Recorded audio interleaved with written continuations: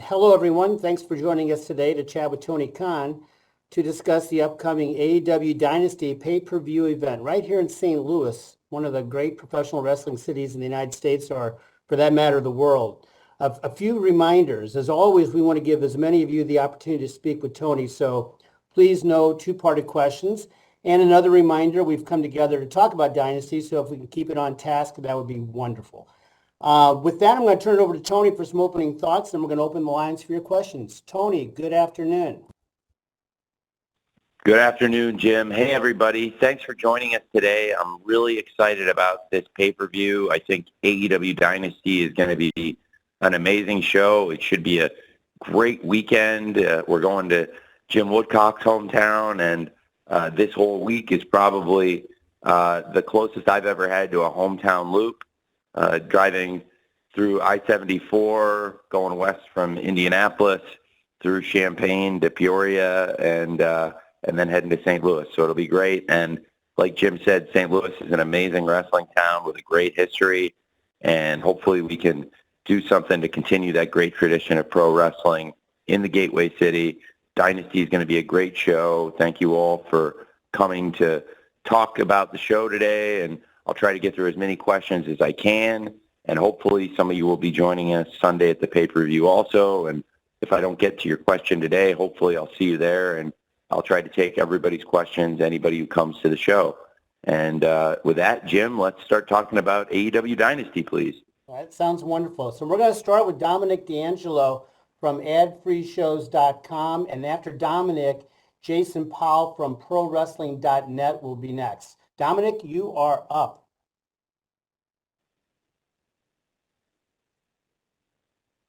Hey, Dom.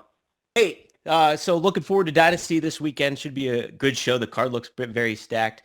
Wanted to get your thoughts on the big topic throughout the past couple of weeks of the airing of that footage of All In and lead to the Bucks and FTR going here. I wanted to get your personal opinion on thinking about, do you understand, it was kind of universally panned across online and everything like that, and you kind of see some of that reception going on, I'm sure. Do you kind of understand that criticism, or where's your head kind of at when it comes to airing that footage and making that decision? After the ratings came in, felt like when the TBS called me and told me, good job, you have to remember that I'm responsible for everybody's jobs in this company. And it is really important for us to please the network, and TBS was really happy with that show and that performance. That's the most important thing. And our fan feedback on the show that we got, the rating is the number one source of fan feedback in the end for the network, and they were incredibly pleased. It was over 400,000 viewers in the 18 to 49 demographic, and that was a strong performance. And that is how TBS judges the show, and how TBS judges the show is the most important metric I have for the performance. And then the fan reception last night, we had an amazing crowd. The fans were rabid. They were really excited. They were red hot, in particular for that match involving the Young Bucks. FTR got big chants, and I think people are really excited to see Young Bucks teaming up this weekend with Okada to take on Pac and FTR and get a preview of that big ladder match at Dynasty. I'm very much excited about it. I do think that what we did last week added a lot of intrigue to this match, and I'm very excited for the Dynasty pay-per-view. I think it's going to be a great pay-per-view, and I am very happy about how we got here. Thank you very much, Don. Jason Powell from prowrestling.net will be next, followed by Brandon Thurston from WrestleNomics. Jason, you are up. Scenario in which you would step down as head of creative and hire a booker to run AEW, or do you consider your position to be permanent? That's a great question. I would certainly at some point, we'd have to see where we're at. I think with all positions, nobody lasts forever, and eventually that's something, with any position in any of the organizations I'm in, that will be a reality. I think whether it's the Jaguars or Fulham or AEW or True Media. I won't be here forever. So, it's definitely one of the highlights of my life, being able to be involved in these shows, work on these shows, and do creative planning. And I'm having more fun than ever right now. Really loved last night's show. I thought last night was a really strong go-home Dynamite leading into this pay-per-view. And, I take it year to year, moment to moment, and really loving what we're doing right now. I'm only 41 years old, and I feel like the company's in a really strong place, and some of the greatest wrestlers in the world are very loyal to me personally, and I really am very proud of that. And hopefully can continue to do my best to repay them. And I think right now the company's in a very strong place. We just had a valuation, I understand, of $2 billion placed on AEW today for a sports startup, the fastest rising sports startup of all time and the most successful sports startup in the world since the American Football League, the AFL, that later merged with the NFL. I don't see that same future for us, but I do love the comparison, and I think the numbers are quite real. And frankly, the story is very exciting for AEW that, look, we are a major player in the sports scene, and it's going to be a really big year for our company coming up with our media rights renewal, and it's the most important thing right now for the wrestlers and the staff and everybody that works at AEW, and for our fans and everybody that follows AEW. And another really important aspect of this is the pay-per-view growth. We've grown the business, and last year we expanded the pay-per-view calendar, and we had our, by far, biggest year ever on pay-per-view, and we expect it to continue this year. We saw the average go up last year while we increased shows. This year, expanding the calendar, and the expansion is this show. This is the added show, Dynasty, the one that happens this weekend. And this is a stacked card. It's one of my favorite cards we've ever put together, and the build we've done to get here, there have been some tremendous moments. Last night was a really good go-home show. And on these calls, these calls are usually on the Thursday after the go-home Dynamite. And we've actually spent a decent amount of time. When I say we, it's, the collection of us that are often on these calls, myself and a lot of you, the top wrestling media. We've spent a lot of time talking about the science of the go-home show and the different ways they're put together and what, I think this was one of our best received go-home shows we've ever done. And this was really, for me, it's always exciting, and there's a risk when you add a new event, change the calendar, do something like creating a new show that is AEW Dynasty. And so far, the build, the card, it's all very exciting, and it's all shaping up for a great event this weekend on Sunday on pay-per-view. Thank you. Thank you, Jason. Brandon Thurston from WrestleNomics will go next, and I will follow Brandon with a write-in from Kimmy Sokol from the Pop Break. Brandon, you are up. As always, for your time. I was wondering if you could clear up something that was raised in Punk's interview a few weeks ago. He said that he personally paid for all of the medical expenses related to his 2022 triceps injury. I was wondering, can you say if there's any truth to that? And more broadly, is there a policy that AEW pays for medical expenses related to injuries that happen at AEW? We typically do pay those expenses. I'd have to look into that. I can't say for sure. It doesn't sound right to me. If that is the case, then I would reimburse them, honestly. I didn't think that was the case, and it doesn't sound right. So I would have to look into that. That's a good question, but typically we do cover those medical expenses, especially for something that occurred in the ring, as that did. So I would have to look into that. But no, I'm not sure about that. I can't say for sure. Thanks. Thanks, Brandon. I'm going to go with the write-in here from Kimmy Sokol from the Pop Break, and then Amy Nemedy from WrestleJoy. You will follow Tony's response to Kimmy, who asks, this weekend, Thunder Rosa is going after the title she never truly lost. How would you assess her comeback, and what is your excitement for the match this weekend? I'm very excited about Thunder Rosa versus Toni Storm, the Thunderstorm, the Battle of Thunderstorm for the AEW Women's World Championship. It's been great having Thunder Rosa back. She had been out with an injury for a very long time, and we weren't sure when she was going to be able to come back. And it's been awesome, the return of Thunder Rosa, her involvement in this story. I think she's had some strong matches since her return, and what a great promo last Saturday on Collision. And she got involved again, smearing the lipstick on Toni Storm at Dynamite last night in Indianapolis. It was a great event, and it was a great moment, and I'm very excited for that match. I think Thunder Rosa is one of our top stars in the women's division going back many years, and has built a great rivalry with Timeless Toni Storm.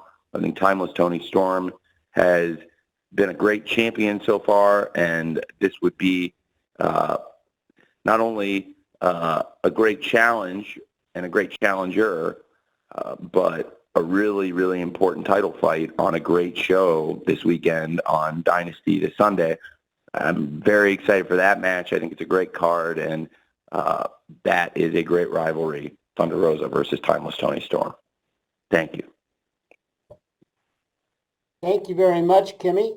Amy Nemedy from WrestleJoy is next, and after Amy will be Liam Crowley from Comic Book. Amy.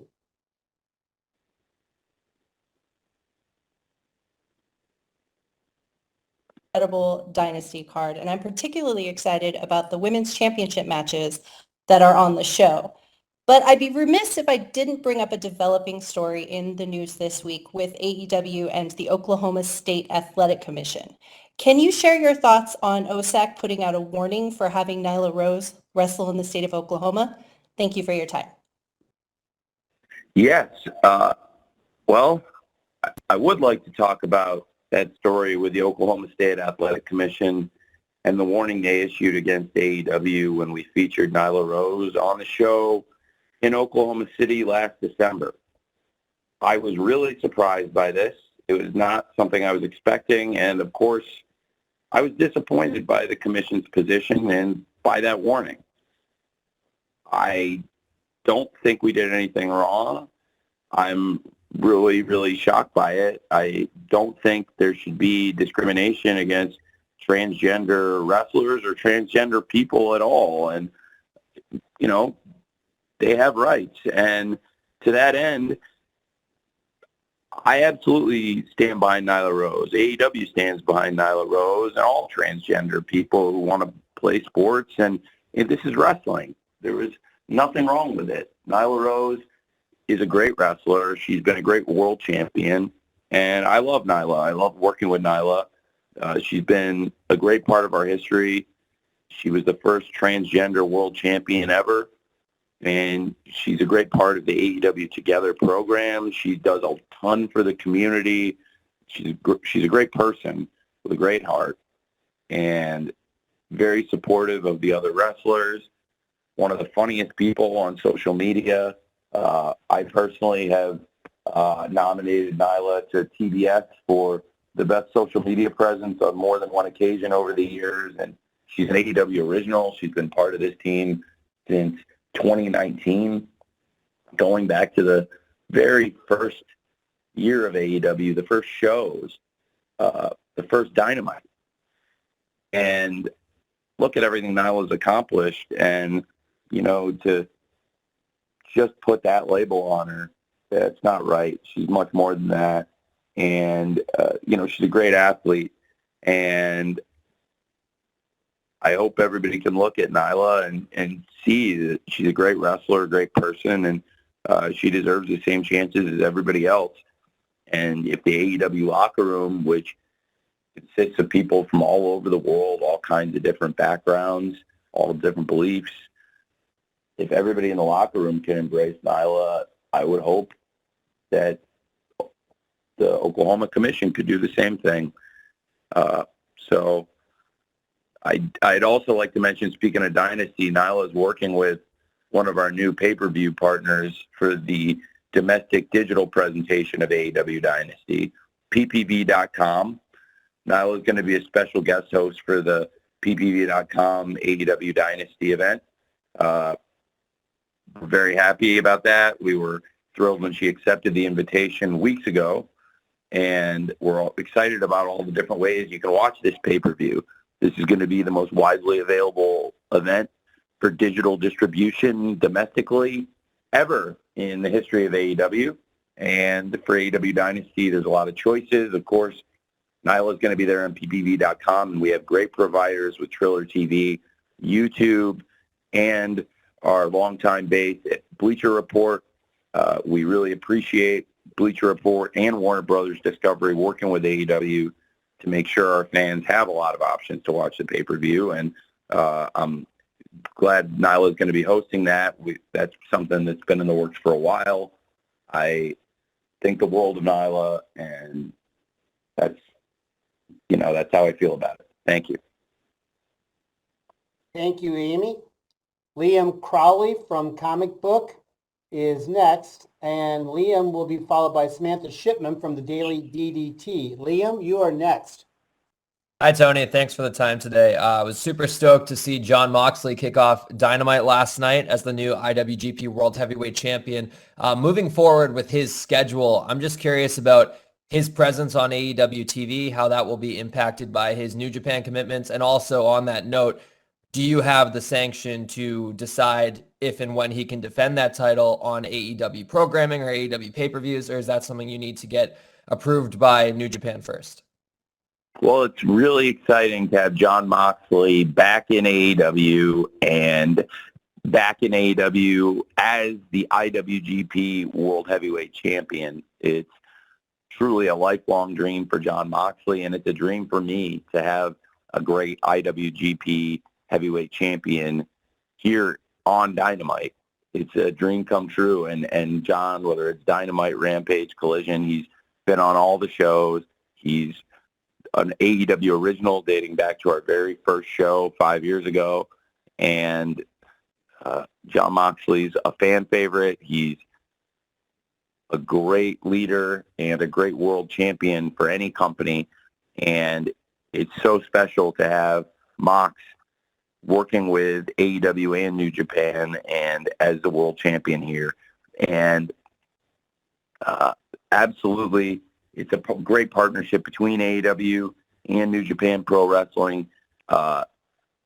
It's a championship that is sanctioned by New Japan Pro Wrestling, and Ghetto is the matchmaker there.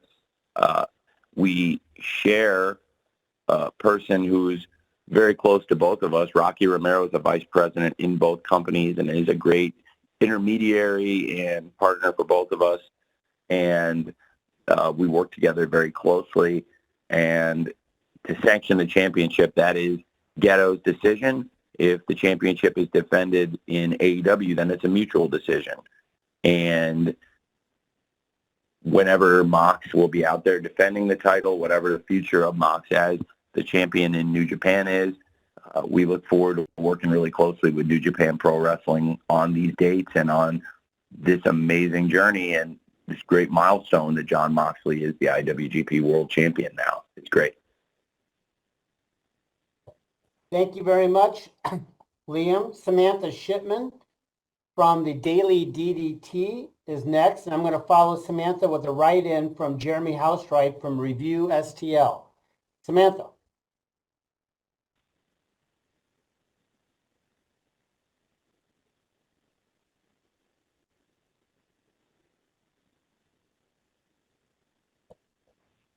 Samantha? Can you hear me?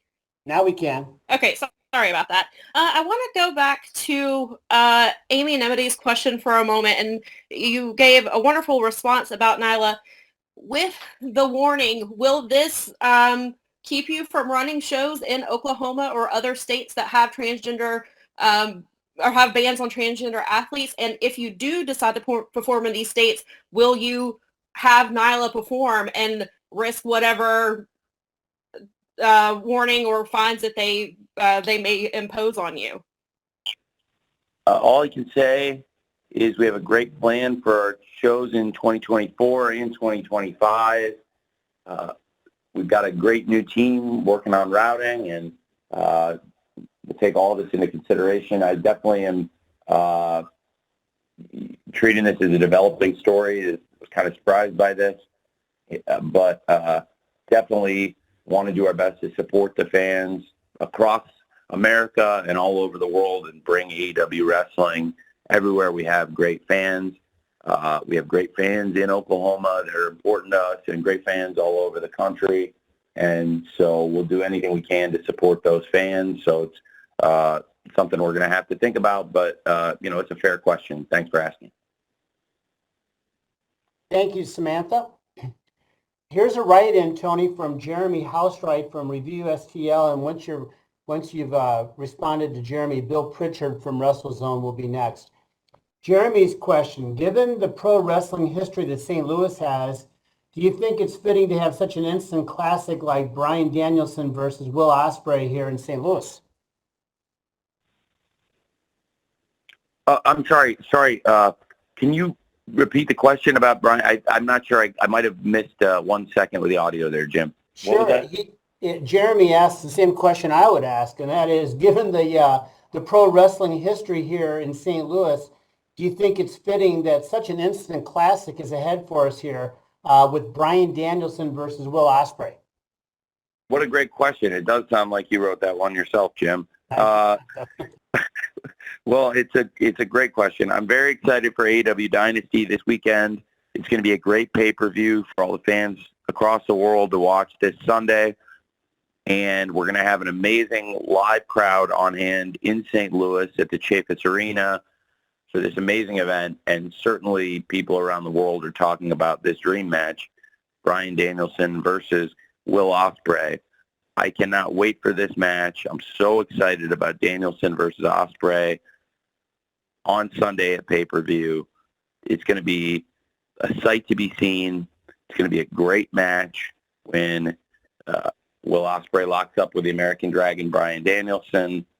In my opinion, these are two of the greatest wrestlers I've ever seen in my entire life. And to have a first-time matchup like this, it's really, really thrilling. It's been a sports-based presentation. We've had a lot of great rivalries developing in many different ways, and I think that's been one of the really cool things. The build to a lot of the different matches on the card has been very different. This has really been more of a pure sports-focused build to get to Ospreay versus Danielson, because this is a real wrestling dream match, and I think that's taken center stage. So there haven't been as many brawls between these guys, and the presentation has been different than a lot of the other matches on the card, and I think that each of the big matches has its own unique presentation for the most part. And I think that's a really exciting thing about the Dynasty pay-per-view card. But certainly fans around the world are really excited to see Bryan Danielson versus Will Ospreay, and I know I'm very, very excited for that match. I think it's going to be excellent, and it should just be a great card. And I think Danielson versus Ospreay is emblematic of what we have planned for AEW Dynasty. Should be a all-time great AEW show this Sunday, I expect. Thank you. Thank you, Jeremy. Bill Pritchard from WrestleZone will go next, and follow there after Tony responds to Bill, Dave Meltzer from the Wrestling Observer. Bill, you are up.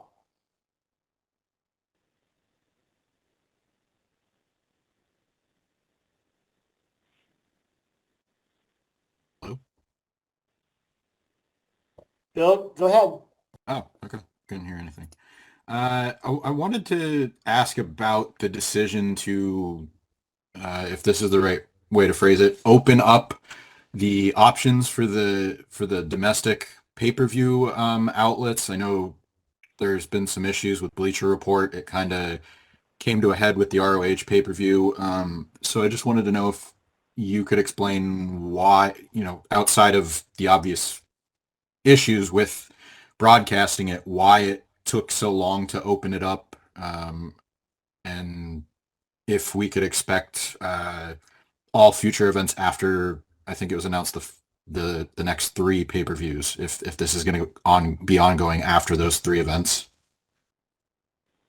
I'm optimistic it'll continue that we're able to deliver the AEW digital pay-per-view events on multiple streaming platforms. And this is the most digital distribution we've ever had for any AEW event for AEW Dynasty this weekend, which is really exciting. There are so many great options depending on what platforms you use, what kind of devices you watch pay-per-views on.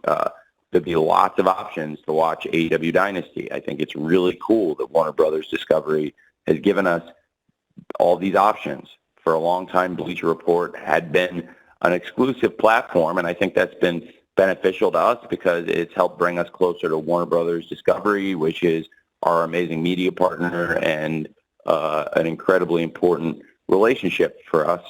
And then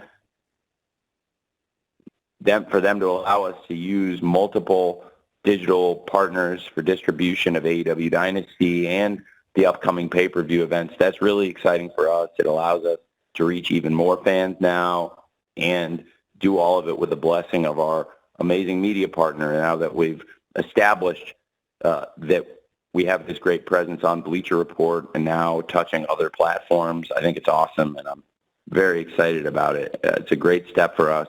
I can't say for sure what will happen after the next 3 events other than to say we will still have great digital distribution regardless, and I'm optimistic and excited about the opportunity to distribute these upcoming shows on multiple platforms that was granted to us by our amazing media partners at Warner Brothers Discovery, who have been so great to us at AEW. Thank you very much for asking. Appreciate that, Bill. Dave Meltzer from the Wrestling Observer will go next, followed by Ella J., a wrestling gal. Dave.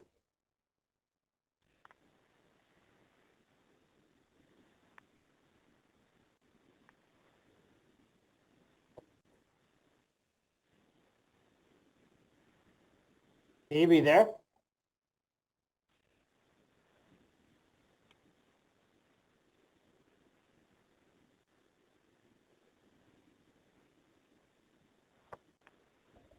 Dave, can you hear us?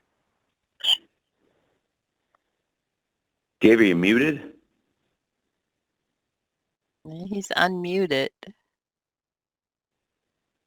How about if we try Ella J, and then we can come back to Dave. Is Ella ready to go?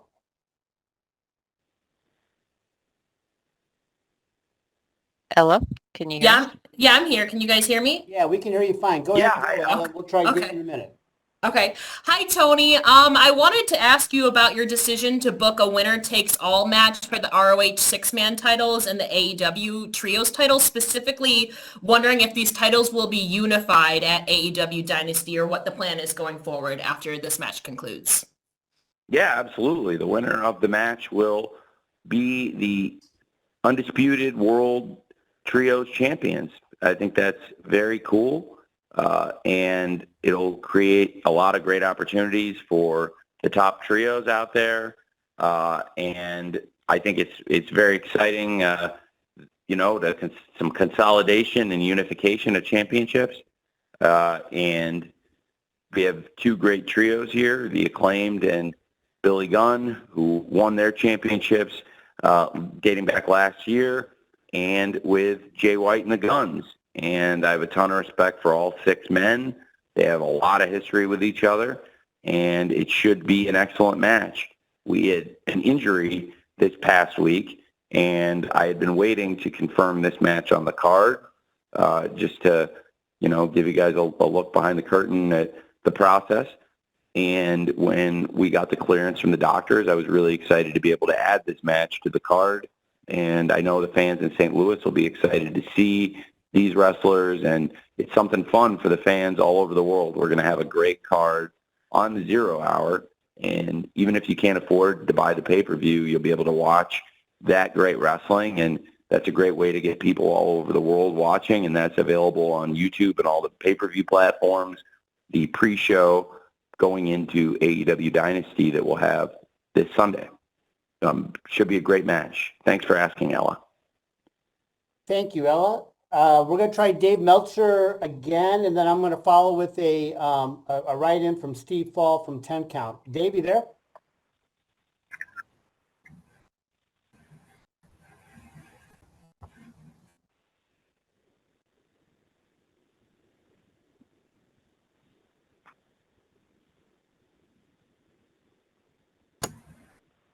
Hello. There you are. Hey, Dave. Hey. Okay. So, with the first quarter being over and kind of just going through that Forbes story, when it comes to comparisons to Q1 in 2023 and Q1 in 2024, how much can you say as far as like, is everything kind of the same? Is revenue up? Is it up substantially? Is it profit loss? Yes. Kind of like business overview of Q1 2023 versus Q1 2024, I guess is what I'm asking. Yeah, it's a really good question. Thank you, Dave. Yes, Q1 2024, the revenue is significantly up. We've run more events.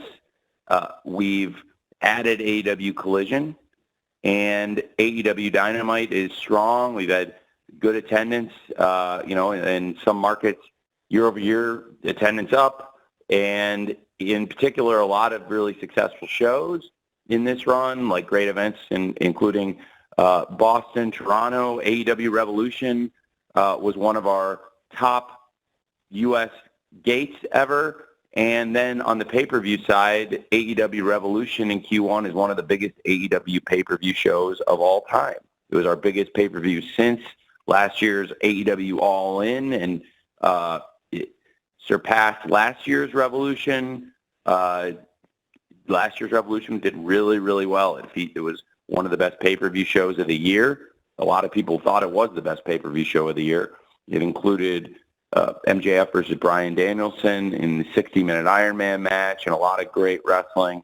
Great show. This year, the show did even better. The gate was up, and the pay-per-view buys were significantly up for what was Sting's final encounter, the last pro wrestling match of Sting.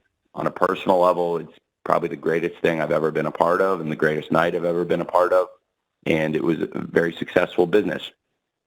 So with more shows, more pay-per-view revenue, it's been more revenue this year. So big growth there and a lot of opportunities. Also, our rights fee was higher with the 2024 option getting picked up versus 2023 for Dynamite and the addition of more shows. We had significantly higher revenue in 2024. So it is a big growth and also big opportunities going into the media rights renewal year and continuing to grow the business going into 2025. Thanks for asking, Dave. Thank you, Dave. So Steve Fall from 10 Count, his questions are write-in, Tony. I'm going to follow Steve with Jonathan Hood, who also has a write-in. So first from Steve from 10 Count. Why did you release the 2024 AEW pay-per-view schedule so early in the year? Well, we have a great new chief operating officer, Koshe Irby, and this was an initiative from our live events and marketing and arena booking teams to get out in advance, allow fans to make their plans for people who want to travel, get the schedule out early. It's very different than what we had done before. I think it's really exciting for the fans, and it seems like it's been really well received. Koshe is a brilliant guy, and the team he's putting together has had a lot of great ideas that have been very additive to AEW, and we're going to continue trying to grow the business, and I think he's been a great addition to the team. We've got a great group with Koshe on the live event side and Mike Mansuri overseeing global production, and a great group of people on those teams helping us make a plan for these events going forward. And we're already working on 2025's pay-per-view shows. There's a lot of exciting opportunities in terms of a lot of great markets in America that we have done events in, and also great markets in America where we have yet to bring a pay-per-view that I think would thrive and would be excellent choices for pay-per-views, as well as international events. So a lot of really cool opportunities this year and next year, and I thought it was a great idea to get out and announce the 2024 pay-per-view calendar well in advance for many of the events, put the whole calendar out recently, and I'm glad it's been so well received. Thanks for asking. Thank you, Steve. And Jonathan Hood from Good Karma Wrestling and ESPN Radio in Chicago, his question is sort of in the same spirit there, and that is, what are some of the cities and arenas that AEW hasn't been to yet that you'd like to bring AEW programming to in the near future? Well, there's so many countries that I'd like to visit. When, it's kind of amazing. All the AEW shows we've done have been in the U.S., Canada, or England.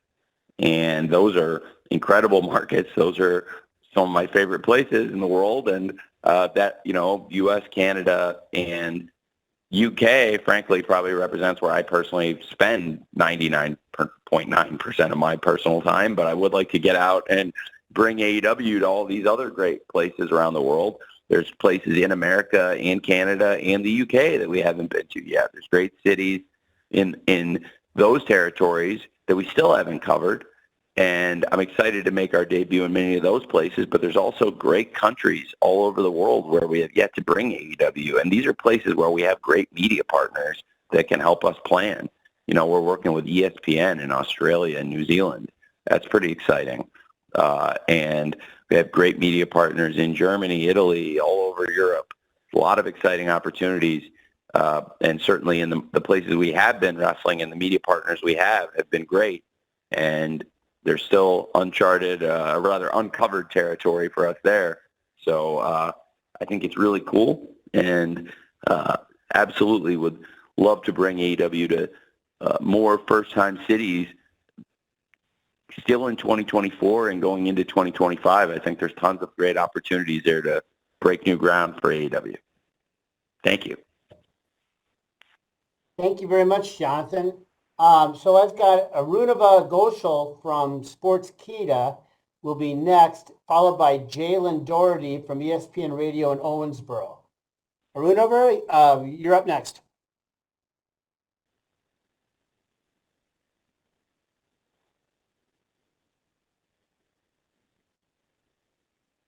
Seeing online the reactions Young Bucks have been receiving over their great character work. So if you could let us know how much creative input you have and how much the Bucks have in creating this successful change that we have been noticing. It's been a lot of fun. It's a partnership, and they had great ideas.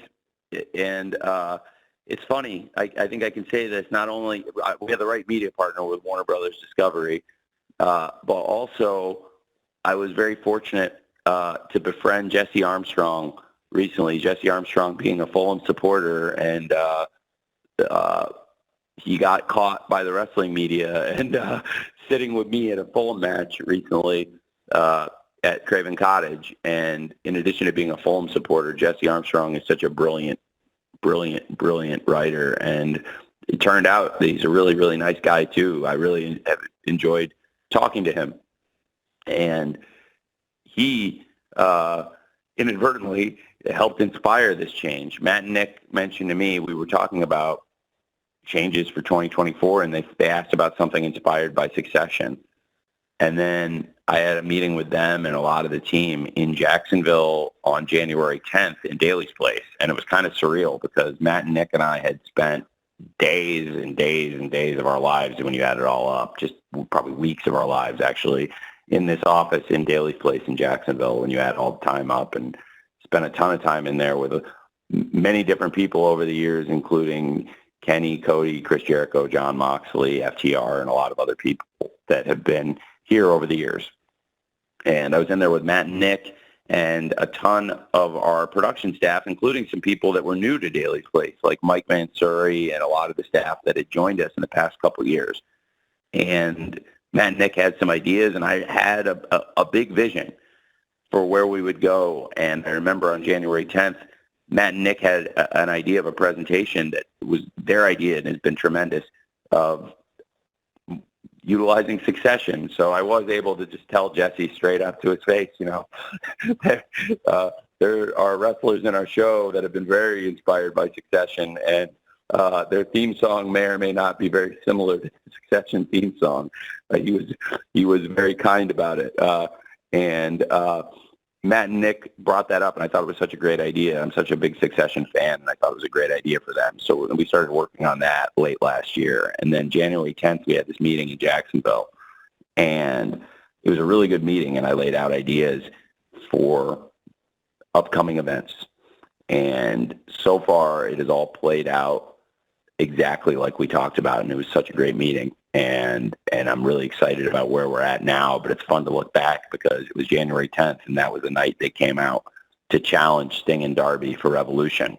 And then the things that came after that, Sting and Darby winning the tag team championship, the tag team championship, being then vacated after Sting and Darby versus the Young Bucks at Revolution, and creating an opportunity for this great tag team tournament and building something, this rivalry now that we have, FTR versus Young Bucks in the tournament final, and heating up one of the best rivalries in AEW and making it feel fresh and new, and talking about all this, by the way, in Daly's place, the site of the original FTR versus Young Bucks match. Personally, I could feel the creative juices flowing through me and in the room. And something that came up in there, I mentioned Okada, and I thought Okada's arrival would be tremendous. And that on the Dynamite after Revolution, when we vacated the championships and started to build towards this tournament, that we'd have this great final with FTR versus the Young Bucks.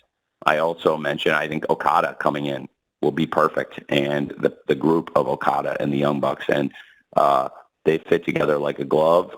And it's unthinkable. It really makes Matt and Nick terrible villains on TV. They've just embraced it, and Matt and Nick are so great in these roles, and also they're great partners with Okada. The three of them have this chemistry I had seen in real life, and I feel like it's like,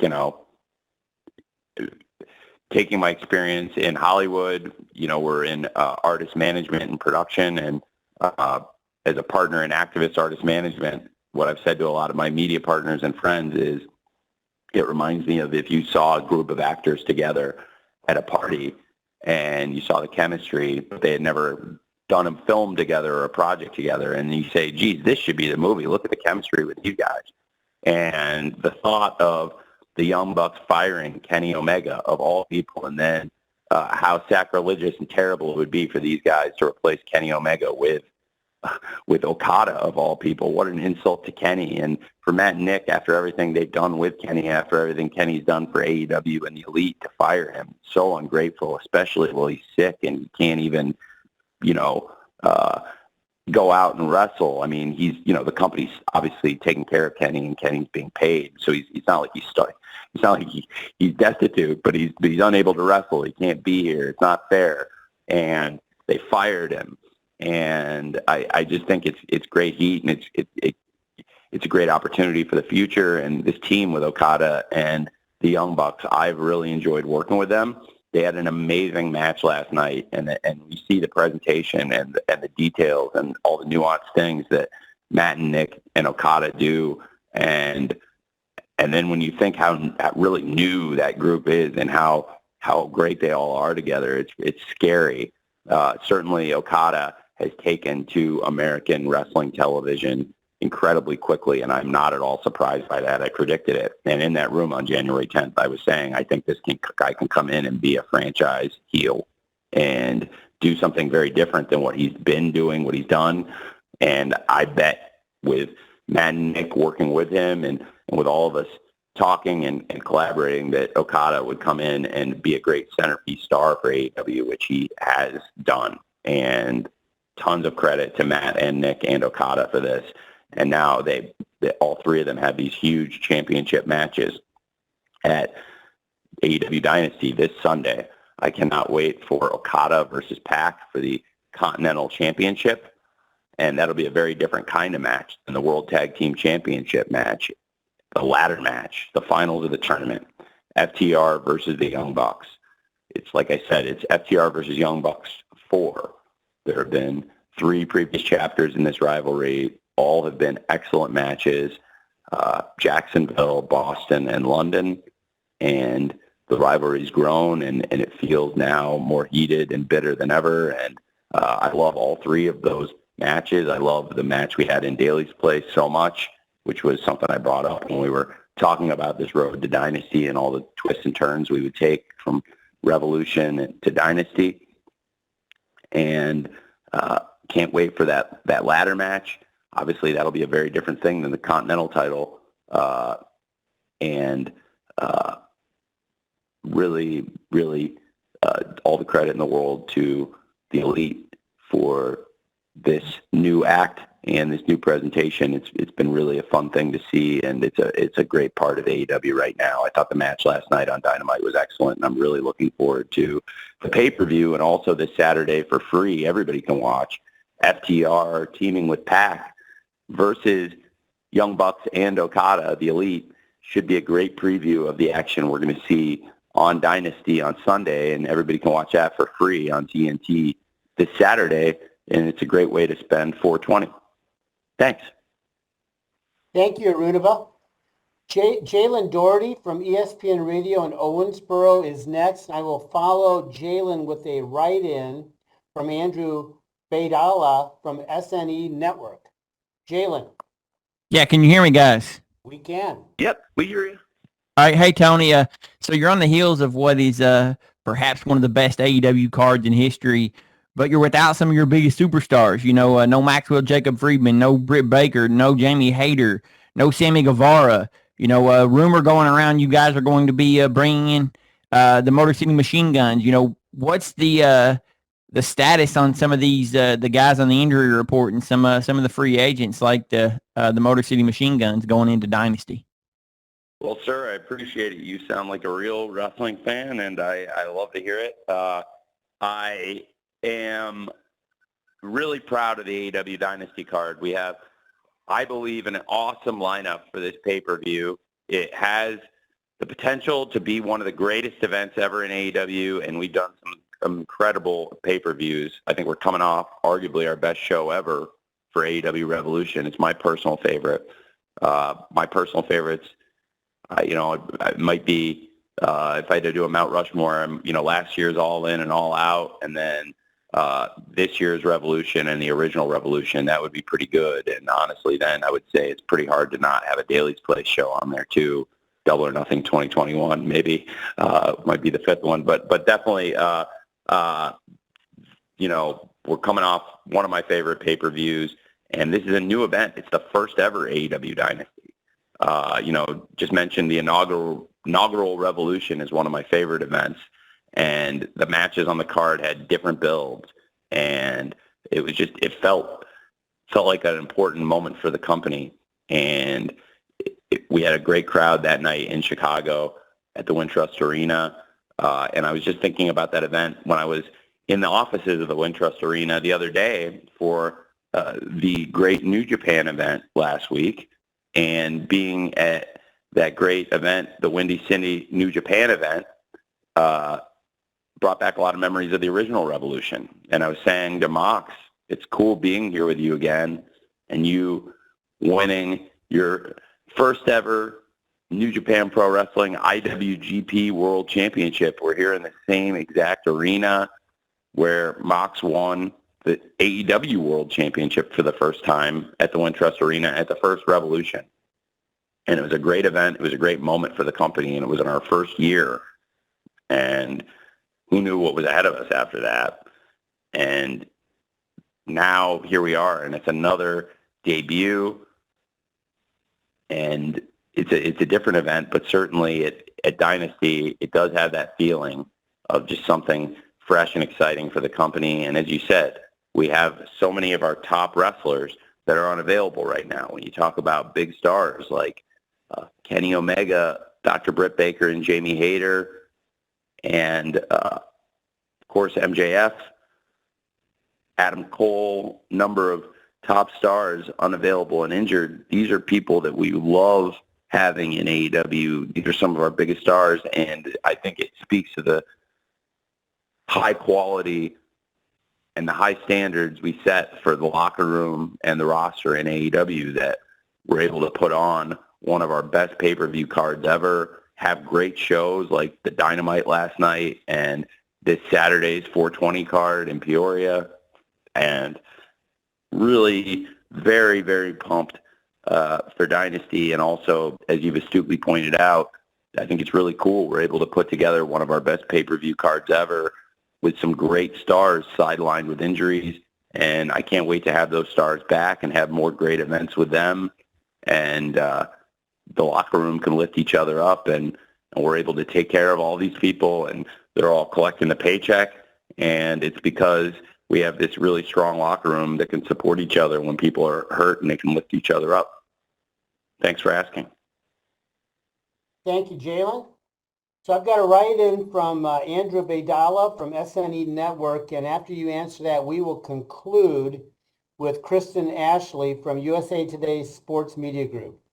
Andrew's question, Tony, is, at this time, is there more of a formulated plan to move to a streaming platform or a possible bundle plan for consumers here in the United States?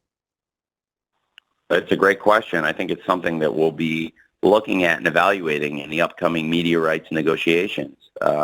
There's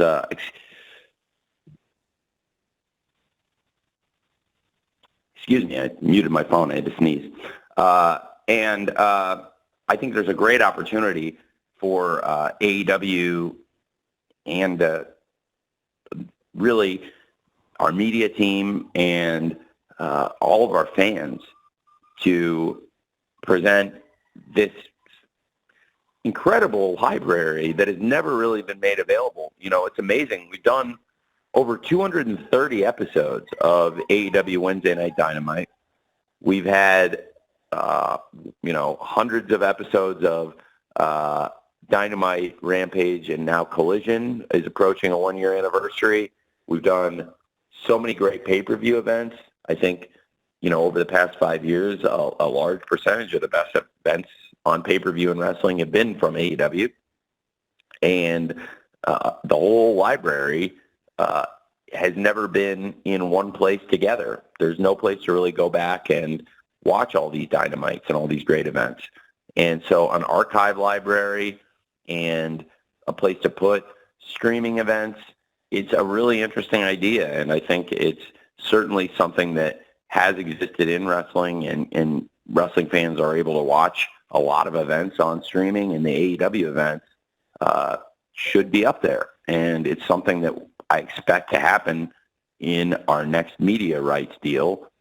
We're in an exclusive window right now talking to Warner Brothers Discovery, which is amazing. And it's been a great time with Warner Brothers Discovery. We're coming up on the 5-year anniversary of the debut of AEW on Turner Sports. That is phenomenal to me, and it's really important. And I want to respect our media partner and how important those negotiations are to us.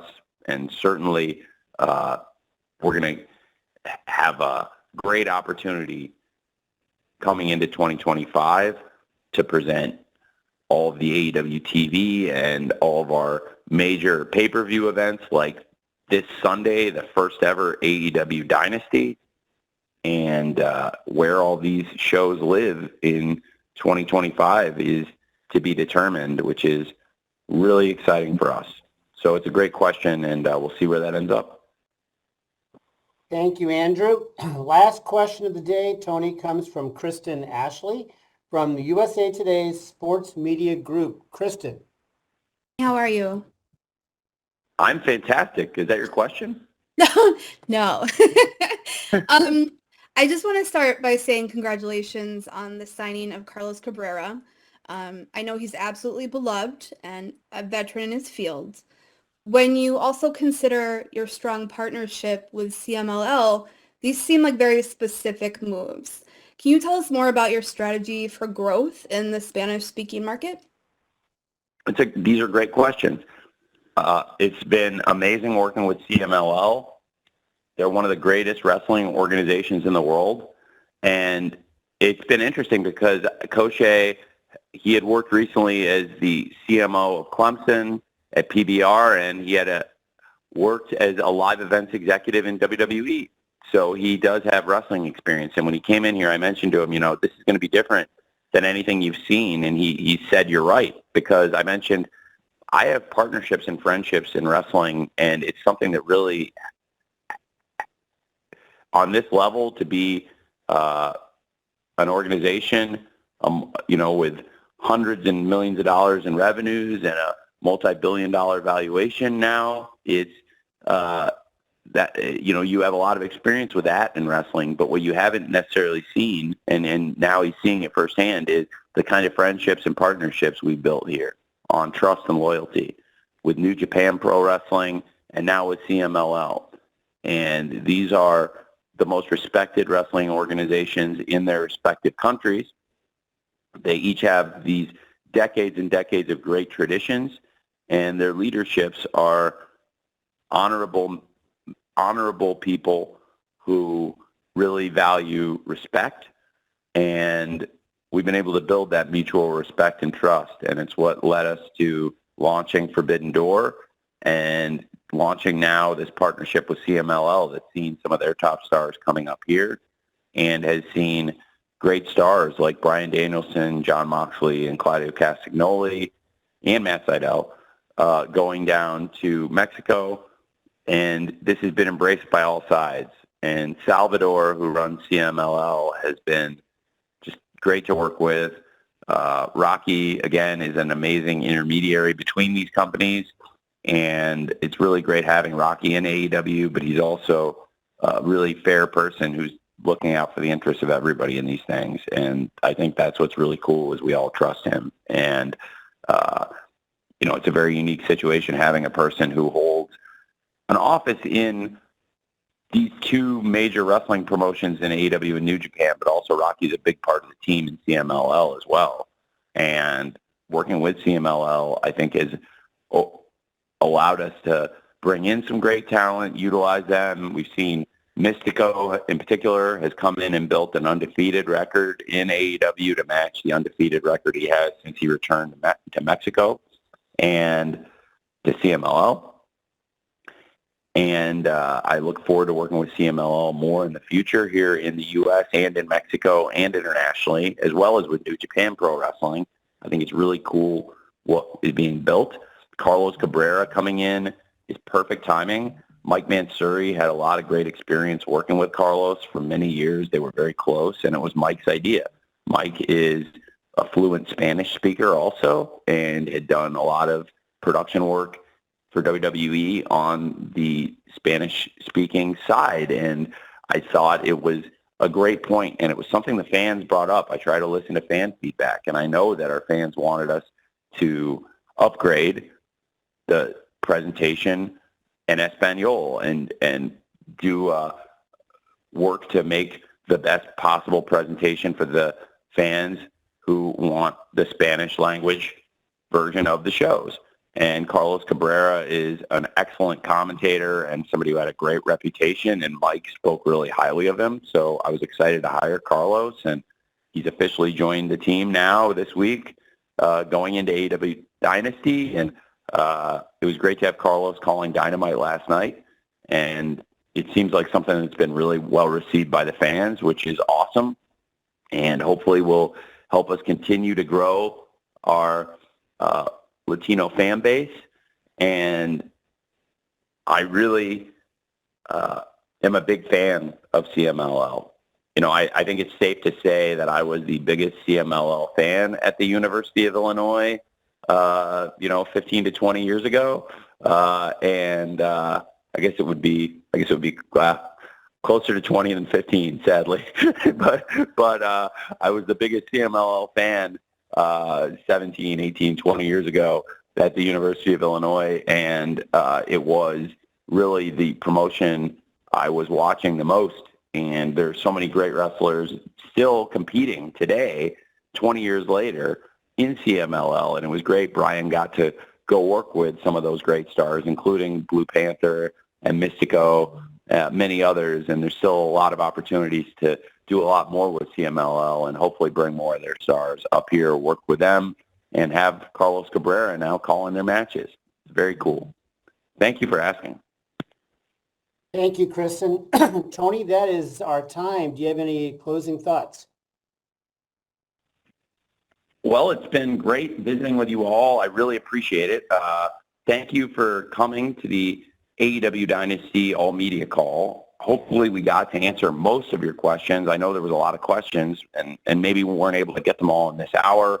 If you're able to come to St. Louis this weekend or even send in a question, we're going to try to answer them all after the pay-per-view. And if you come to the show, I'm going to do my best to stay and make sure I answer at least a question from every single person who comes to the Scrum. I generally try to. I really appreciate all of you covering this event. This is the first ever AEW Dynasty. It would not be possible to grow AEW and launch new events like this and have such an exciting show and so much fan excitement about it without all of you. And I really appreciate all of you. Many of you have been covering AEW since day one, 5 years ago. And without all of you, we wouldn't be in this position. So thank you very much for coming today. And hopefully I'll see a lot of you on Sunday at AEW Dynasty. And Jim, thank you. It's the rare post pay-per-view Scrum where you'll get to go back and sleep in your own bed after the show. So I know you're excited for that too. And it should be a great show. I may not go to bed. It's going to be that good of a show. So, but thank you very much, Tony, and thanks to everybody. We're now at the end of our time. As always, expect an audio recording to be delivered shortly. And also, as always, know how much we appreciate you participating today and for your commitment to covering AEW, as Tony mentioned, and professional wrestling. So all of us at AEW hope to see you in St. Louis over the weekend, and especially on Sunday night for AEW Dynasty at Chaffetz Arena. With that, 1,000 thanks to everyone and safe travels to St. Louis.